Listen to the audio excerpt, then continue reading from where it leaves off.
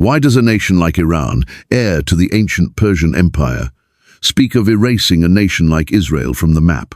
Why do the headlines bleed with a seemingly eternal conflict between peoples who have shared the same sun-scorched lands for millennia? To understand the political firestorms of today, one must travel back not just decades but thousands of years to a story not of armies and borders, but of a family torn apart by a divine promise. The key is not found in policy papers, but in the heart-wrenching saga of two brothers, Isaac and Ishmael, whose spectral rivalry continues to haunt their descendants. Their story is more than ancient history. It is a prophetic blueprint, a principle the ancient sages called Ma'aseh Avot, Siman Lebanim. The deeds of the fathers are a sign for the children. What happened in one family's tent echoes today in the war rooms and parliaments of the modern world. Our story begins not in a desolate desert, but in the heart of civilization, the sprawling, sun-baked city of Kishar. Its walls, built from mud and ambition, rose high against the turquoise sky. The ziggurat of the moon goddess, Inanna, pierced the heavens at its center, a constant reminder of the pantheon of gods who demanded tribute and sacrifice. Down in the labyrinthine streets, the air was thick with the scent of roasted barley, cumin and myrrh. Merchants from distant Ophir and the Indus Valley shouted their wares, their voices a chaotic symphony accompanying the clatter of chariot wheels on stone and the lowing of oxen. In the midst of this vibrant chaos lived a man named Abraham. He was not a king, but his influence was royal. His caravans were the lifeblood of the city's trade. His name on a clay tablet, a bond more secure than any iron lock. His home was a sprawling compound of courtyards and cool stone rooms, filled with fine linens from Egypt and cedarwood chests from Lebanon. He was a man blessed in all things, save one. The central courtyard, where children should have been playing, was silent. The laughter that should have filled his halls was a hollow echo of what might have been. His wife Sarai moved through this opulence like a ghost. She was a woman of breathtaking beauty, even as the silver threads began to weave through her dark hair. Her eyes held the deep, quiet wisdom of a long life, but also a profound, unyielding sorrow. In Kishar, a woman's worth was measured by the sons she bore her husband. A fruitful womb was a blessing from the gods. A barren one was a curse. A public shame whispered about in the marketplace, and behind veiled hands at the city well. Every time Sarai saw a young mother hush her crying baby, a piece of her own soul withered. One evening, as the violet shadows of twilight stretched across the city, something shifted in the cosmos. It was not a thunderclap or a blinding light. It was a silence, a sudden profound hush that fell over Abraham's heart, drowning out the city's din. And in that silence, a voice that was not a voice spoke, a presence that filled the very atoms of the air around him. It was the call of the one true unseen God. "Leave your country, your people, and your father's household," the presence commanded, its words resonating not in his ears but in his very being. "Go to the land I will show you. I will make you into a great nation, and I will bless you. I will make your name great, and you will be a blessing. All peoples on earth will be blessed through you." The promise was staggering, world-altering. A great nation? From him, from Sarai. It was a hope so audacious it bordered on madness. To leave the security of Kishar, the source of his wealth and status, for a divine whisper and a journey into the unknown was an act of terrifying faith. Yet Abraham believed. He told Sarai, and in the depths of her weary eyes, a tiny, fragile spark of hope was kindled. They packed their lives, turned their backs on the ziggurat of Inanna, and walked out into the vast open wilderness following a promise. Years bled into a decade. They wandered, their flocks grew, and Abraham's name became known and respected among the nomadic tribes of Canaan. But the central promise remained unfulfilled. The moon waxed and waned 100 times, and 100 times more. And still, Sarai's womb remained a desolate land. The spark of hope in her eyes slowly dimmed, replaced by the familiar ache of despair. The promise of God began to feel less like a comfort and more like a cruel cosmic joke. She was to be the mother of a great nation, yet she could not even be the mother of one son. The breaking point came on a sweltering afternoon. Hiding from the heat in her tent, she overheard two of her younger serving women talking. One, newly married, was joyfully speaking of her swelling belly. Sarai pressed her hand to her own flat stomach, the phantom ache of emptiness, of physical pain. She could bear it no longer. That night she went to Abraham, her face a mask of resolved agony. "Abraham, my husband," she began, her voice steady but brittle. "The Lord your God has kept me from having children. His promise is to you, and it must be fulfilled even if not through me." She took a deep breath, the words tasting like ash in her mouth. "Here is my handmaiden Hagar. She is young and strong. Go to her, sleep with her. Let her bear you a son on my behalf. Let my legacy live through her, if it cannot live through me." Abraham looked at her, his heart breaking. He saw not a manipulative mistress, but the woman he loved, offering up the last vestiges of her honor and her hope in a desperate act of faith. "Sarai," he pleaded, his voice thick with emotion, "your heart is the foundation of this house. Do not ask me to build upon its ruin." But her resolve was like flint. "It is already in ruins," she whispered, a single tear tracing a path through the dust on her cheek. "This is the only way to rebuild, for you, for the promise."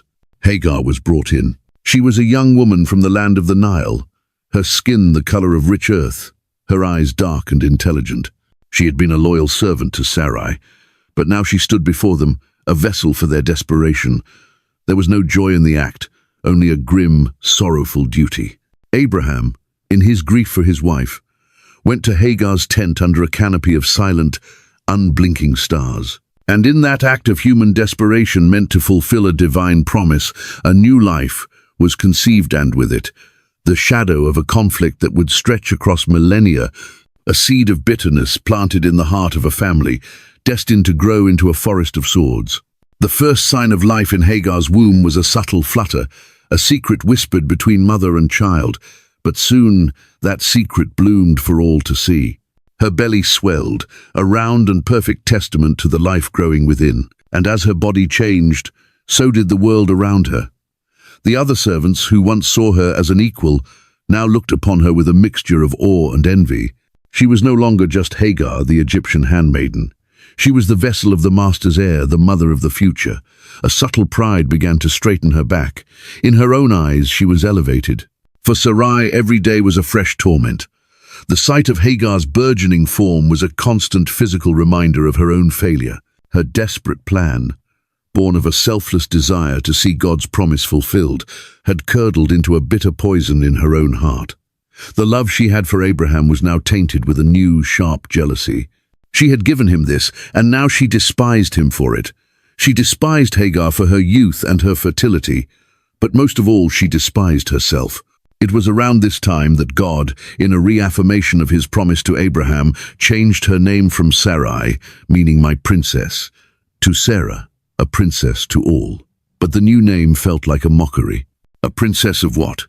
A desolate land, a barren womb. Her inner turmoil spilled outward in a torrent of cruelty. A misplaced cup, a task done too slowly. A glance held a moment too long. Anything became a pretext for Sarah's wrath. Sharp words became harsh commands, and harsh commands turned into demeaning punishments. Hagar, once a favored servant, was now treated worse than the lowest scullion. The pride she had felt began to crumble under the daily assault of humiliation. The child inside her, once a symbol of her elevation, now felt like the very cause of her misery. The camp, once a home, had become a prison of shame. The breaking point arrived one morning under the unforgiving sun. Sarah, her face a mask of cold fury, accused Hagar of stealing a small silver trinket, a bauble Sarah herself had misplaced. The accusation was baseless, and they both knew it. It was not about the trinket, it was an assertion of power, a reminder that Hagar, despite the precious life she carried, was still a slave. As Sarah's tirade reached its peak, Hagar felt something snap within her.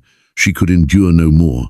That night, with nothing but the clothes on her back and the child in her womb, she fled. She ran blindly, her feet stumbling over rocks and thorns, her lungs burning. She ran not towards a destination, but away from the suffocating torment of the camp. She ran until the familiar tents were swallowed by the horizon, until the only sound was the rasp of her own breathing and the frantic pounding of her heart. She ran into the great empty moor of the Shur desert. For days she wandered. The sun was a merciless hammer beating down from a brassy sky. The nights were a cold, terrifying expanse of stars, offering no comfort. Her feet were cut and bleeding, her lips cracked, her hope draining away with every step. Alone in the vast, silent emptiness, Her future seemed a mirage, shimmering and then vanishing. She finally collapsed beside a meager spring, its water barely a trickle seeping from the rocks. This, she thought, was the end. Here, in this forsaken wilderness, she and her unborn child would turn to dust. But it was not death that found her.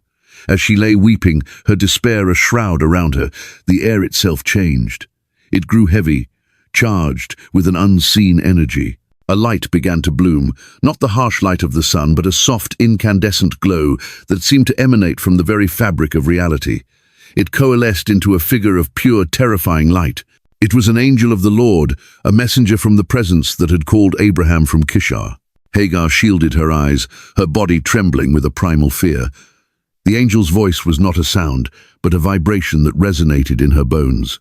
"Hagar, slave of Sarah, where have you come from, and where are you going?" The question itself was a shock. This divine being knew her name. It knew her station. She was not invisible. Stuttering, she answered, "I'm running away from my mistress Sarah." The angel's command was the last thing she expected. "Go back to your mistress and submit to her."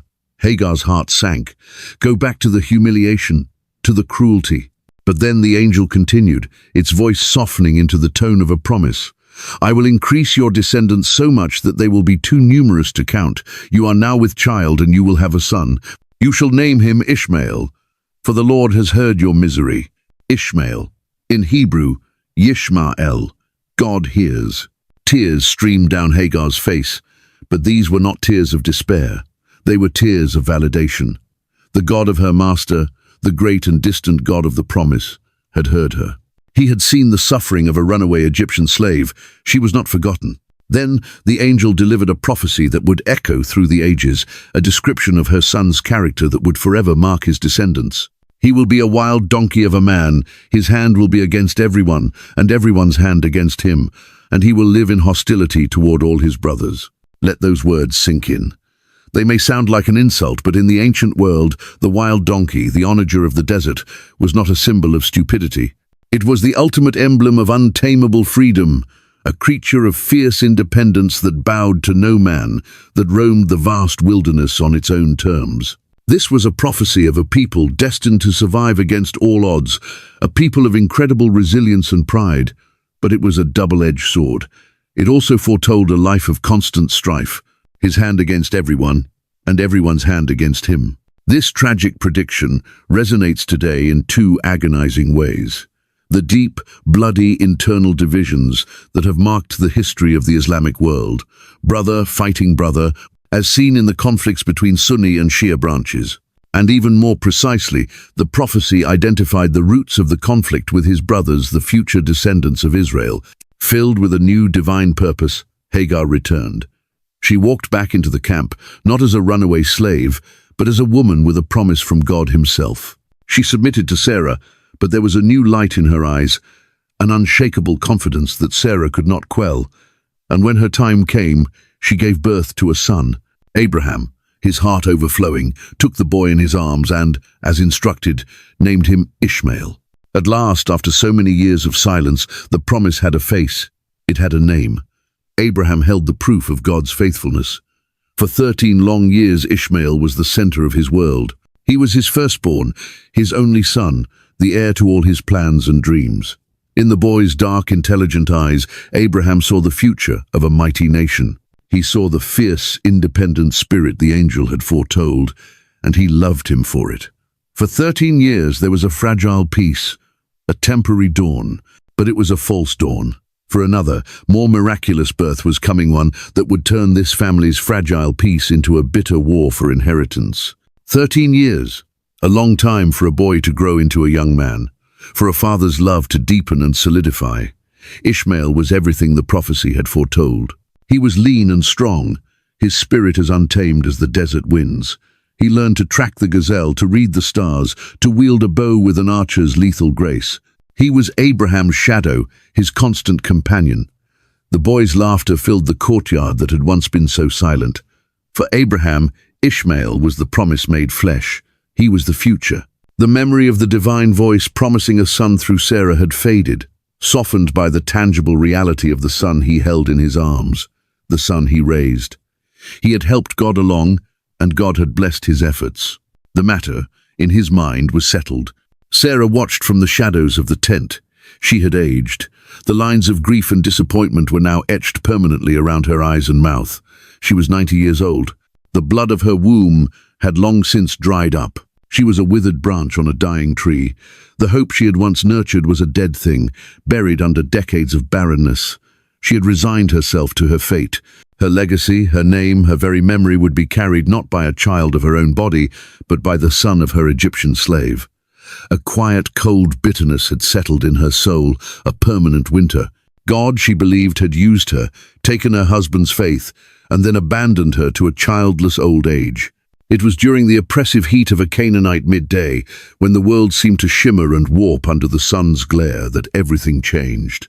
Abraham was sitting at the entrance to his tent, seeking the slight relief of a breeze when he saw them, 3 figures walking out of the heat haze. This was unusual.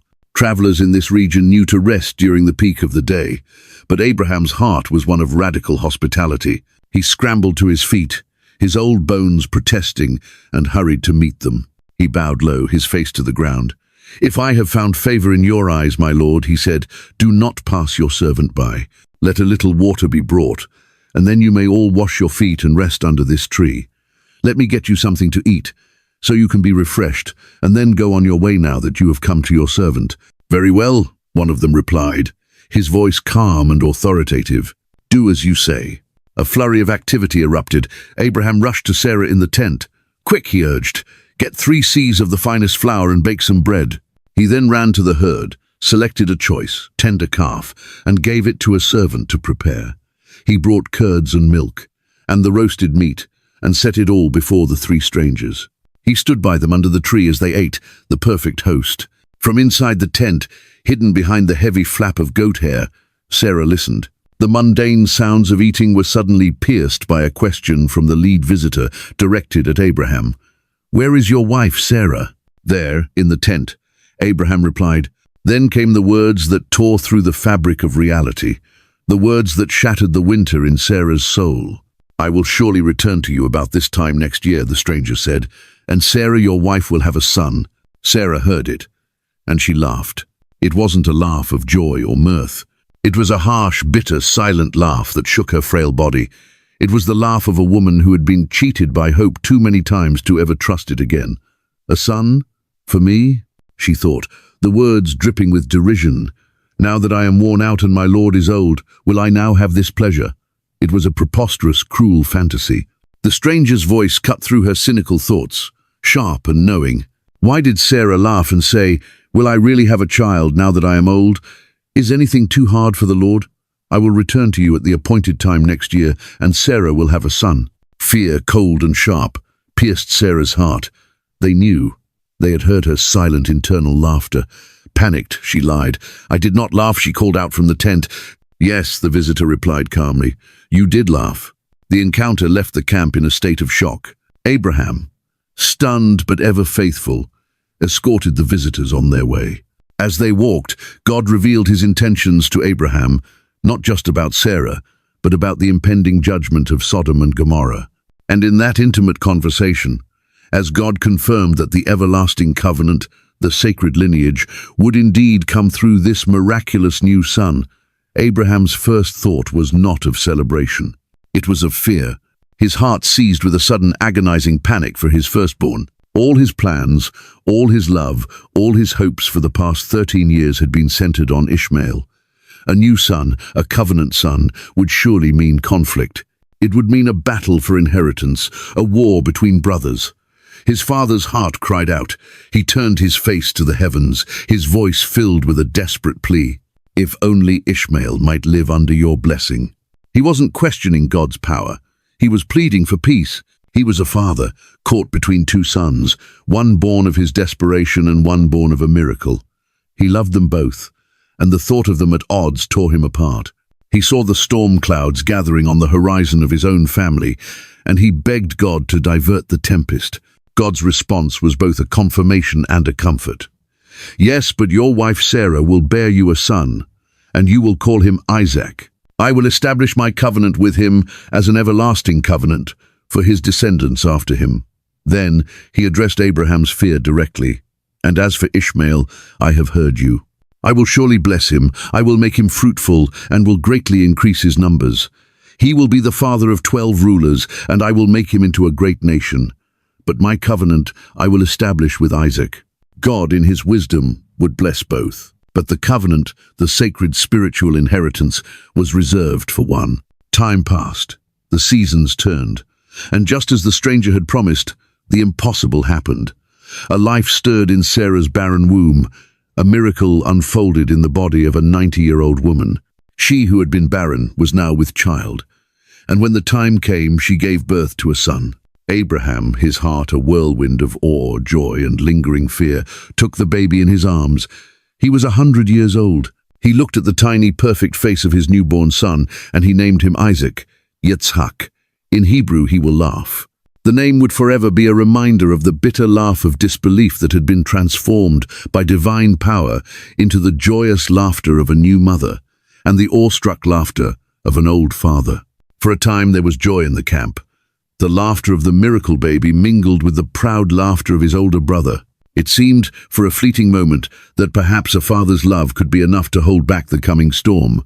But the prophecy about Ishmael had not been forgotten, and the rivalry that Abraham had so deeply feared was about to erupt.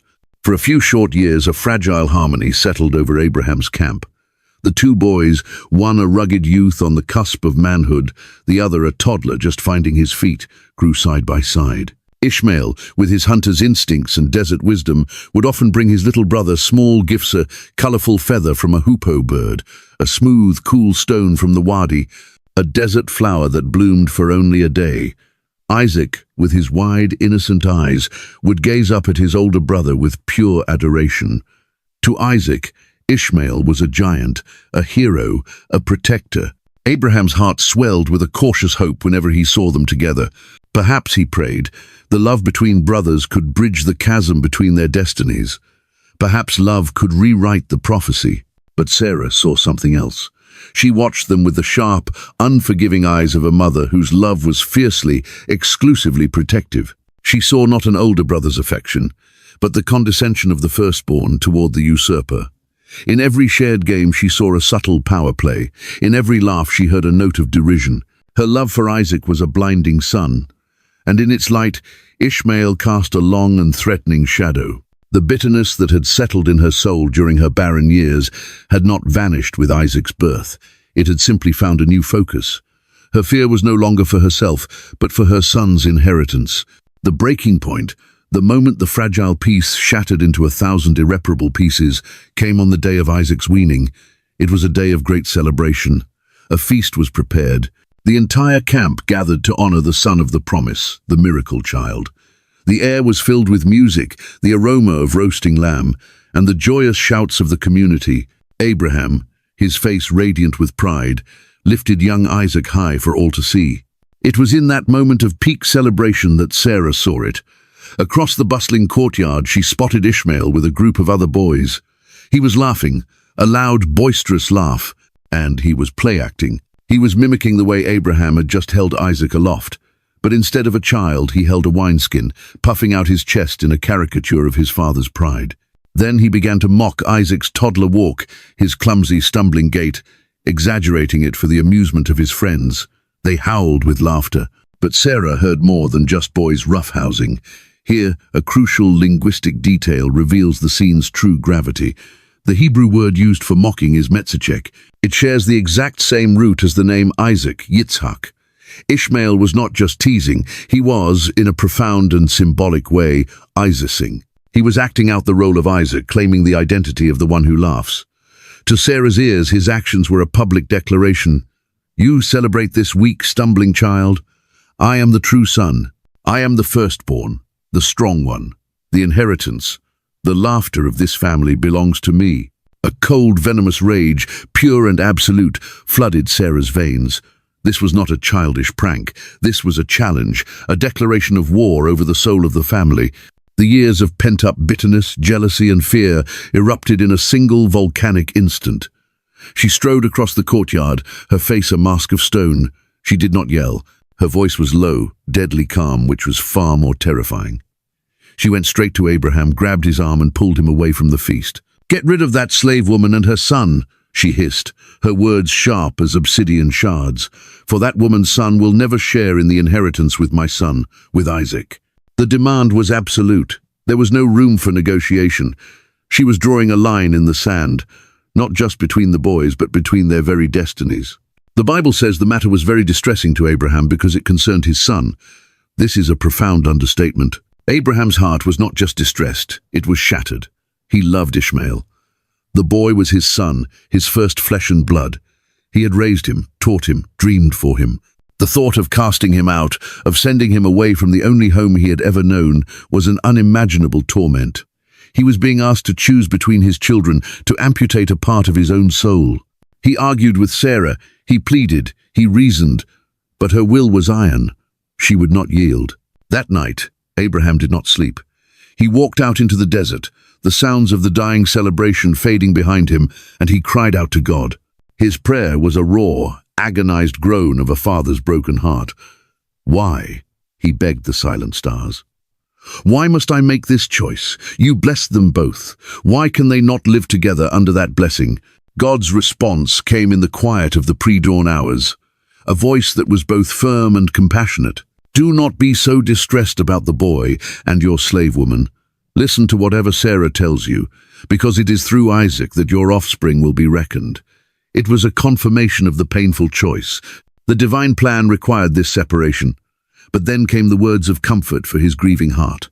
"I will make the son of the slave into a nation also, because he is your offspring." God was not invalidating Abraham's love for Ishmael.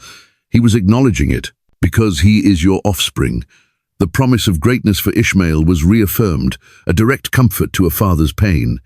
Though it still tore him apart, Abraham knew he had to obey. There was a divine purpose at work, a painful mystery he could not comprehend, but was compelled to trust. The next morning the air was cold and grey. Abraham rose before the sun. He went to Hagar, his face etched with a grief so profound he could barely speak. He gave her a loaf of bread, a pathetic provision for a journey into the wilderness, and a skin of water. He placed them on her shoulder. Then he brought Ishmael to her. The young man was confused, his eyes still heavy with sleep. Abraham placed a hand on his son's head, a final trembling blessing. He could not bring himself to say goodbye. He simply turned and walked away, his back stooped, as if carrying the weight of the world. Hagar stood there, stunned, holding the bread and water. Ishmael looked from his father's retreating back to his mother's horrified face, and the devastating truth began to dawn on him. They were being cast out, sent away, banished. That final farewell, marked by a father's silent, soul-crushing anguish, was the physical separation that sealed the beginning of a deep, spiritual divide. A father had been forced to choose. This ancient scene of expulsion resonates with an almost unbearable poignancy today. For many in the Arab world, and particularly for Palestinians, the creation of Israel in 1948 and the subsequent displacement of hundreds of thousands of their people was a catastrophe they call the Nakba. It is their modern version of Hagar and Ishmael's expulsion into the wilderness. For Ishmael, Isaac's birth didn't mean sharing the inheritance, it meant losing everything. It meant the erasure of his identity as the firstborn, the heir. His very existence was now a threat. We see the terrifying parallel today. For some, particularly in regimes like Iran, Israel's very existence is interpreted not as a neighbor to coexist with, but as a fundamental threat to their own identity and place in the world, an erasure of their narrative. Sarah's devastating demand, "That woman's son will never share in the inheritance with my son," echoes in the most radical speeches calling for Israel's destruction. The wound inflicted that morning in Abraham's camp has never stopped bleeding. The desert that received Hagar and Ishmael was not a place of quiet solitude. It was an active, malevolent entity. The sun was a predator. The wind a thief that stole the moisture from their lips and the hope from their hearts. The bread was gone in a day. The water, rationed sip by agonizing sip, was a cruel tease against the furnace of their thirst.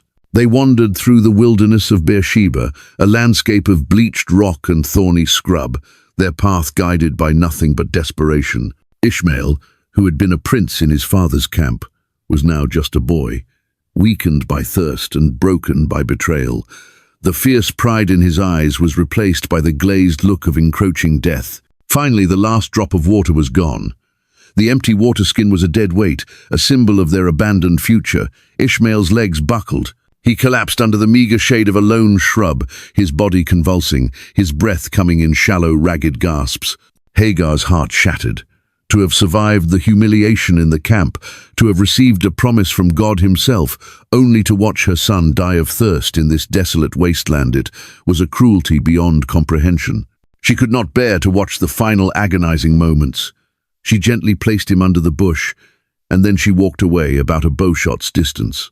"I cannot watch the boy die," she sobbed, her voice swallowed by the vast, indifferent silence. She sat down and wept, her body shaking with a grief so profound it felt like the end of the world. But the God who hears, the God who named her son Ishmael, had not abandoned them. As Hagar wept, the angel of God called out to her from heaven, his voice cutting through her despair like a thunderclap. "What is the matter, Hagar? Do not be afraid. God has heard the boy crying as he lies there." God had heard the silent cry of the boy, not the mother's loud lament, but the faint, fading whimper of the child he had promised to make great.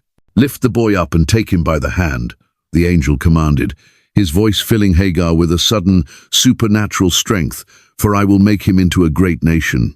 As the words were spoken, a change occurred. God opened Hagar's eyes, and there, just feet from where she had been weeping, was a well of water. It hadn't magically appeared. It had been there all along, hidden from her grief-stricken sight. She scrambled to it, filled the skin, and ran back to Ishmael, pouring the life-giving water over his cracked lips. The boy drank, and life flowed back into him. This moment is critical. It defines the fundamental difference between the two brothers' destinies. Isaac, the son of Sarah, was the inheritor of the covenant. A covenant is more than a promise. It is a sacred, binding, two-way relationship. It is a spiritual adoption. Through this covenant, God chose Abraham's descendants through Isaac to be a unique people, a sacred lineage through which he would unfold his divine plan for all of humanity. As God had explicitly told Abraham, "It is through Isaac that your offspring will be reckoned." This divine election was not based on human merit.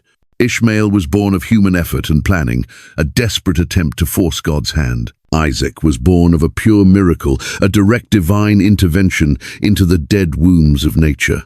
The spiritual covenant was tied to the miracle, not the human plan. Ishmael, however, was not left with nothing. He received a different kind of blessing, a blessing of earthly greatness, power, fecundity, territory.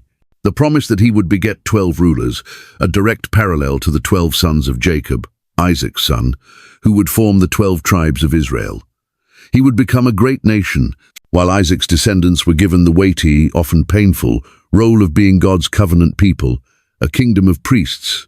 Ishmael's descendants were promised worldly power and influence, and this promise has been dramatically fulfilled.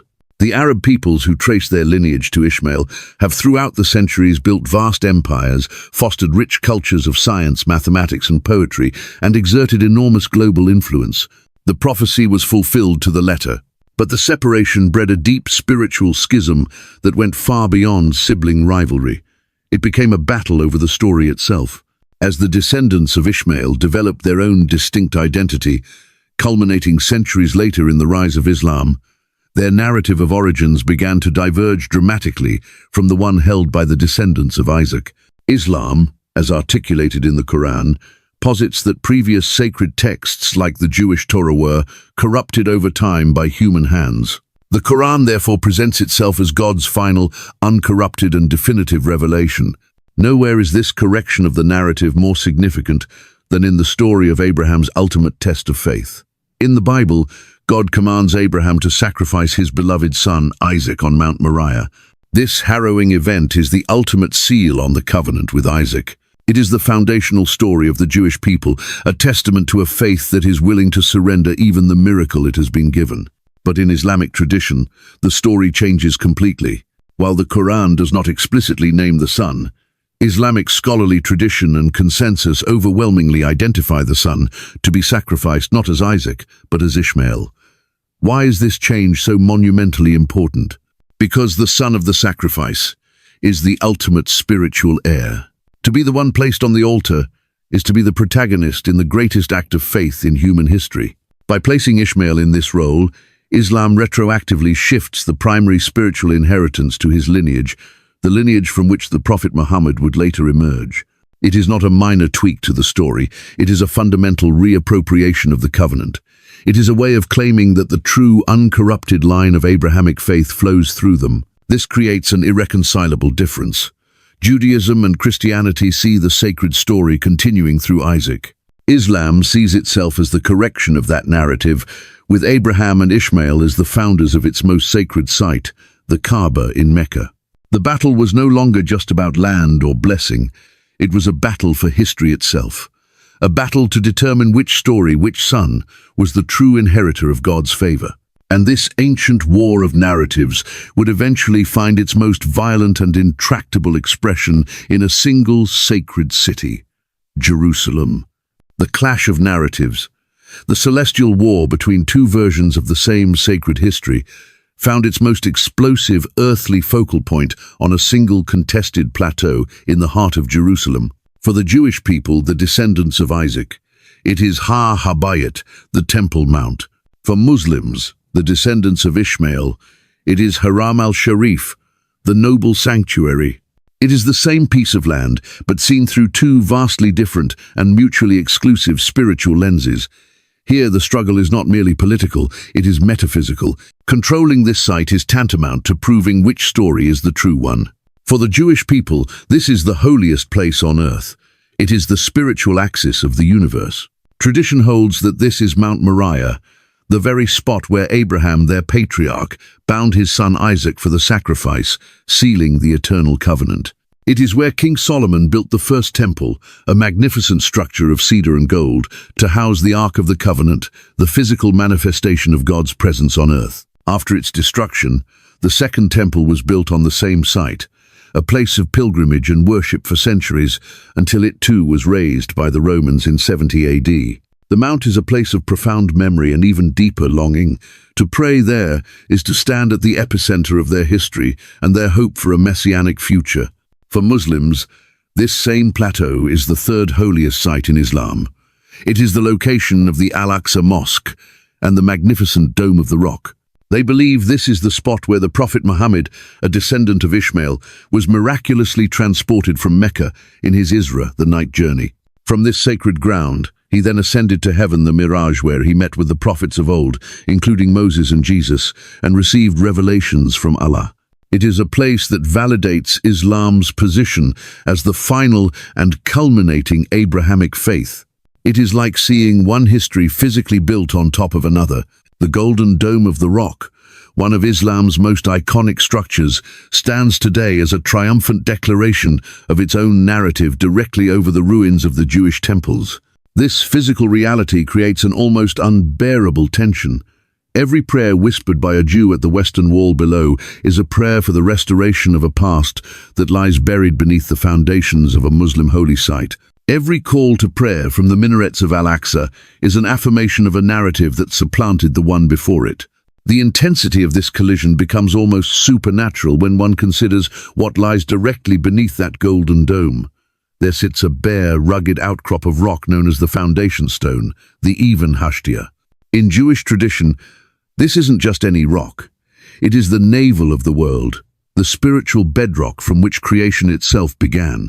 They believe this is the place where Adam was formed, where Abel made his offering, where Noah made his sacrifice after the flood, and most crucially where the Holy of Holies, the most sacred chamber of Solomon's temple, once stood. It is the literal and metaphorical connection point between heaven and earth.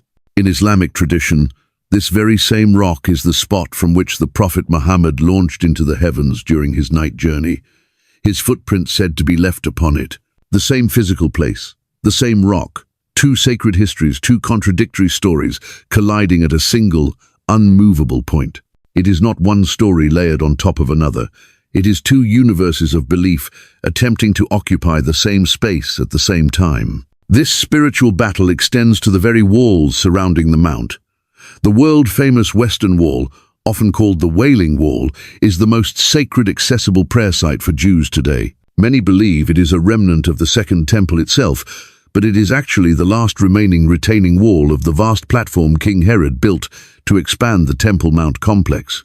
For Jews, to press one's forehead against these ancient, massive stones is the closest they can get to the lost glory of their temple. It is a place of national mourning for what was lost, and a symbol of undying hope for what will be restored. It is a wall that has absorbed millions of prayers and countless tears. For Muslims, this very same wall is known as the Al-Buraq Wall. It is where Muhammad is said to have tethered his winged celestial steed, Al-Buraq, before ascending to heaven. It is an integral part of the sanctity of their noble sanctuary. This is why control of Jerusalem is so fiercely contested. They are not just fighting over real estate, strategic high ground, or political capital. They are fighting for control of history itself. Every archaeological dig, every new construction, every political speech about the city's status is another battle in the long, painful struggle to determine which story Isaac's or Ishmael shares, the final right to claim the most sacred place on earth. Yet, in the midst of this seemingly endless cycle of conflict, buried deep within the very text that documents its origins, lies a single surprising scene of reconciliation, a moment of profound and prophetic hope. Though the two brothers were torn apart by jealousy and divine decree, though their descendants would fight over blessings and birthrights for millennia, the Bible records a moment when the war stood still. The scene is the death of Abraham. After a long life of wandering and faith, the great patriarch dies. The text says something brief but monumentally significant. His sons Isaac and Ishmael buried him in the cave of Machpelah. Consider the weight of that simple sentence. After decades of separation, after years of silence and alienation, they come together. Ishmael, the outcast, returns from the wilderness. Isaac, the heir, receives him. They stand side by side at their father's grave. In that moment of shared grief, they are not rivals. They are not the fathers of opposing nations. They are just two sons, mourning the man who gave them both life. Jewish tradition finds a deep, prophetic meaning in the order of the names, Isaac and Ishmael. According to custom, the elder son should be named first. That Ishmael, the elder, allowed Isaac, the inheritor of the covenant, to be named before him is seen as a gesture of profound acceptance and reconciliation. It is an acknowledgement of Isaac's unique role. This single act is viewed as a Maaseh Avot Siman Lebanima prophetic sign for their children, that peace, however impossible it seems, is ultimately achievable. It is a sign that despite the painful separation, God never abandoned Ishmael, and that in the end, they both remain sons of Abraham. A fragile seed of hope planted at the mouth of a tomb, waiting for the right season to grow. The image of the two estranged brothers, Isaac and Ishmael, standing united in their grief at their father's tomb, is not just a historical footnote. It is a prophetic glimmer, a vision of a future that seems almost unthinkable today. This seed of reconciliation, planted thousands of years ago, has occasionally broken through the hard soil of modern conflict. We see its echo in moments that defy the relentless narrative of hostility. Amid the constant news of wars, of proxy conflicts with nations like Iran, and of intractable political stalemates, something once considered impossible occurred. In recent years, several Arab nations descendants of Ishmael, including the United Arab Emirates and Bahrain, chose a different path. They signed peace agreements and normalized relations with Israel, the nation of Isaac. The most curious and revealing aspect of these treaties was the name they deliberately chose, the Abraham Accords. For the first time in decades, modern diplomacy did not focus on the points of division, but intentionally invoked the name of the common father. It was a public, political acknowledgement that despite the vast theological and historical differences, the origin is shared. It was a conscious decision to meet not on the battlefield of their descendants' strife, but at the symbolic tomb of their common ancestor. This search for common ground is not limited to politics. It can be found in the deepest, most mystical corridors of both faiths. For centuries, Jewish Kabbalists and Muslim Sufis, the esoteric mystics of their respective traditions, often found a startling understanding and an almost identical spiritual language. Their goal was not to prove their religion was the correct one, but to achieve the same ultimate aim, the dissolution of the ego to achieve union with the divine. Both Kabbalah and Sufism describe the soul's journey in remarkably similar ways as an ascent through different spiritual levels or worlds to draw closer to an infinite and incomprehensible God. Both describe God as a boundless light and the human soul as a spark of that divine light, yearning to return to its source. The language of a burning, all-consuming love for God that transcends all other worldly attachments is central to both traditions. In a way, these mystics achieved what politicians so often cannot. They met at Abraham's tomb, acknowledging that in their deepest spiritual quest, they were both seeking the same and only God of their common ancestor. If they have so much in common, why then has their history been so filled with conflict? Because, as the ancient principle states, the echo of the father's actions reverberates in the actions of their children. The rivalry, the expulsion, the battle over inheritance, these have been the dominant echoes. We have seen two paths in this story. The path of endless conflict, paved with mockery, expulsion, and a war over sacred stones. And we have seen the path of difficult human reconciliation, glimpsed at a father's tomb and in the hopeful ink of peace accords. But the Bible presents a third way, a solution that does not depend on the shifting sands of politics or even the noble efforts of men, but on a direct divine intervention. From a Christian perspective, this is the coming of Jesus.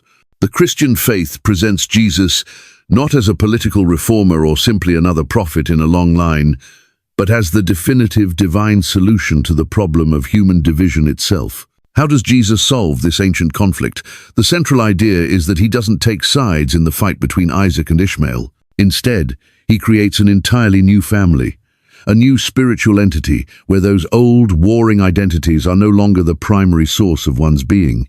The Apostle Paul, a Jew who became the foremost apostle to the non-Jewish world, writes that Christ is our peace, who has made the two groups one and has destroyed the barrier, the dividing wall of hostility. This dividing wall represents all the historical, religious, and ethnic enmity that has separated humanity, epitomized by the feud between the sons of Abraham. According to this view, when a person is united with Christ through faith, they receive a new identity that transcends their earthly one. They are no longer primarily Jewish or Arab, descendant of Isaac or Ishmael, but are first and foremost a child of God, part of a new spiritual family. This reconciliation is seen as having two stages. The first is happening now in the present age. It begins in the hearts of individuals who accept this path. It manifests in small but powerful ways. In communities of believers from both Jewish and Arab backgrounds who, despite the raging political conflict surrounding them, already live as brothers and sisters in faith. They are living proof that the dividing wall can be broken down. However, the complete and final solution to the conflict on a global scale is seen as a future event. The Bible teaches this will be fully accomplished with the return of Jesus, an event known as the Second Coming. At that time, it is believed he will establish a definitive and lasting peace on earth, a kingdom where the ancient wounds are finally healed. How will this peace be achieved? By creating a new humanity. Paul explains that Christ's purpose was to create in himself one new man out of the two, thus making peace. This radical idea connects with the ancient messianic prophecies of the Hebrew scriptures, which speak of a future time when the wolf will live with the lamb, and they will neither harm nor destroy on all my holy mountain. To break the relentless cycle of an eye for an eye, the cycle of hatred and revenge that began with a boy's mockery in a desert camp, Jesus introduces a principle that is a true spiritual revolution, an idea that cuts against the grain of both human nature and retributive justice. Love your enemies, he taught, and pray for those who persecute you. It is an impossible command, made possible only by a divine change of heart. The children of Abraham stand at a perpetual crossroads, their story echoing through our modern world. Will they choose the path of Ishmael in the desert, his hand against everyone and everyone's hand against him, a path of eternal hostility? Or will they choose the path that leads to their father's tomb, a difficult unity forged in shared humanity? The Bible offers a third path, one that leads not to a tomb, but to an empty one, promising a reconciliation not just between brothers, but between humanity and God himself. The final chapter of this ancient story has yet to be written, and the choice remains.